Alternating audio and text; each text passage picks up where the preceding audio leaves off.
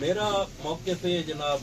एक तो पहले सारे हजरात की मेहरबानी, बहुत शॉर्ट नोटिस सारे तकरीब ले आए, सारे तकलीफ दी थी इस मौसम दे विच भी, इस टाइम दे वक्त गुजारिश है जी भाई सारे दे इल्म च असां एक पार्टी दा टिकट अप्लाई कर दिता, पार्टी ने फैसला साडे खिलाफ किया, असी उस फैसले ते मुतमिन ना, असी उस फैसले के उत्ते एहतजाज करेंदे होया ये ख्वाहिश रखते हैं पहली चीज से कि सियाल शरीफ अलहमदुलिल्लाह मुत्तहिद है सारा, बाकी साडे जेड़े दोस्त अहबाब लगदे सारे मेहरबानी करदे ते अगर सजादा नशीन साहब ने अगले चंद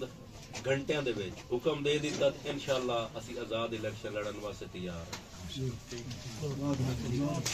साहबजादा निजामुद्दीन सियालवी जिंदाबाद, साहबजादा निजामुद्दीन सियालवी जिंदाबाद, साहबजादा मोहम्मद कासिम साहब जिंदाबाद। इस वास्ते भी है जी भाई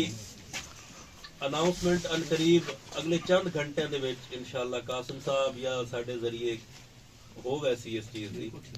ते जेड़े हजरात कई पिछा खलोते हैं, कईयां नाल मुलाकात नहीं भी हो सकी,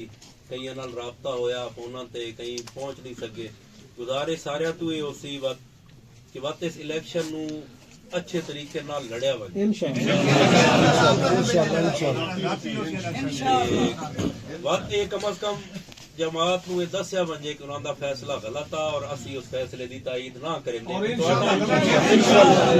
फैसला कोई शक नहीं सारे दे इल्म च है भी फैसला सही नहीं होया, लेकिन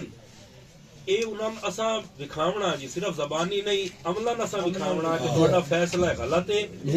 और इस फैसले के उत्ते साडा एहतजाज भी है और असा उस फैसले के खिलाफ लड़न वास्ते तैयार।